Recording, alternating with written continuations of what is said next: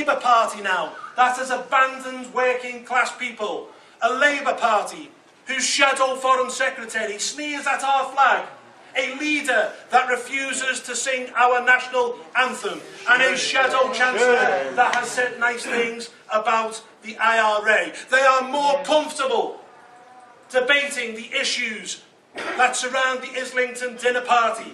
Issues like Palestine, man-made global warming, or increasing the foreign aid budget. They do not talk about the issues that really matter to working people. And look, politics is about empathy. In the days of Clement Attlee, your Labour MPs came from the mines, or the factories, or the docks. This lot are a bunch of middle-class intellectuals who wouldn't know a council house if they fell off.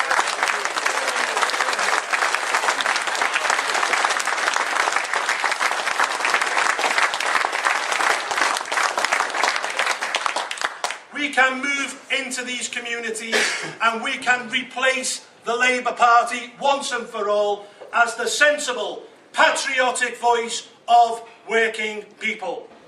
And how can we do this? Well, we need policies that resonate with working people. We need to be the policy of aspiration and social mobility.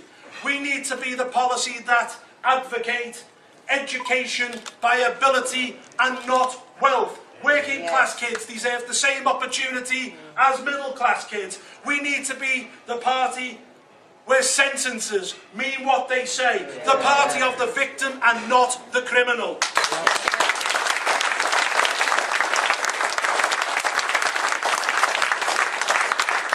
We need to be the party that makes sure that our money and our taxation is spent here in our country. And the best place to start is by slashing the foreign aid budget and ensuring that the 9,000 servicemen that we have proper border controls. And when we say we want British jobs for British workers, we will follow through. We need to be the outriders on big issues. UKIP is at its best when it is being radical.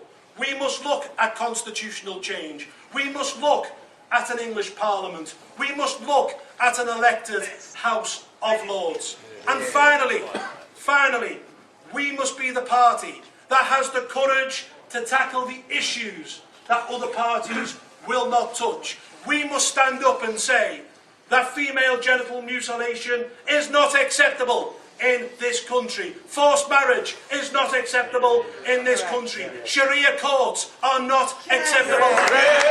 We can do away with landfill taxes. We can be free once again. Free to set our own taxes. Free to control our own borders. Free to make our own laws. And free to control our own finances. The future is bright outside the European Union. Project Fear has not worked, will not work, and we will be a beacon of light to the rest of Europe, because next, as a result of Brexit, you'll have Nexit when the Netherlands leave, Swexit when the Swedish leave, Nexit when the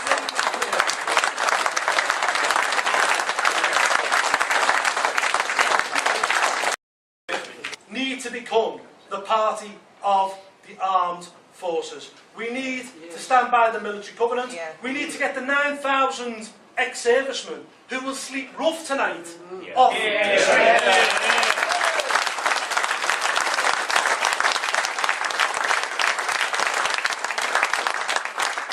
We need to meet our NATO commitments. We need to increase defence spending because the world is a pretty perilous place at this moment in time. But you know, the one thing that we have to do as well is not interfere in foreign wars that are not in our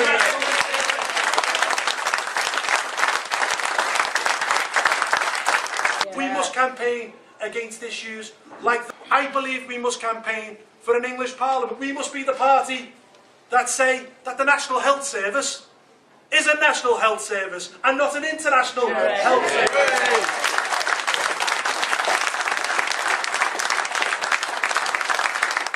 We have to be the party that says the foreign aid budget, which is costing this country £25 million every single day, should be cut drastically. And we shouldn't be giving countries money who are richer than ourselves. Brazil, India with its own space programme has more millionaires and billionaires than ourselves. That's our money, and it should be spent here, in our country.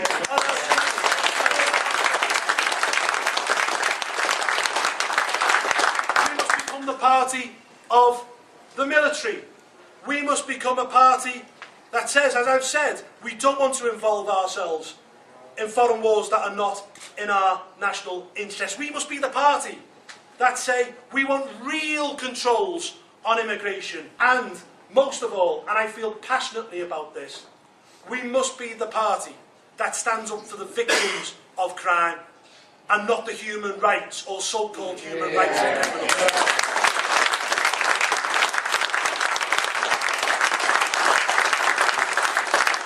So overall, we have a great future.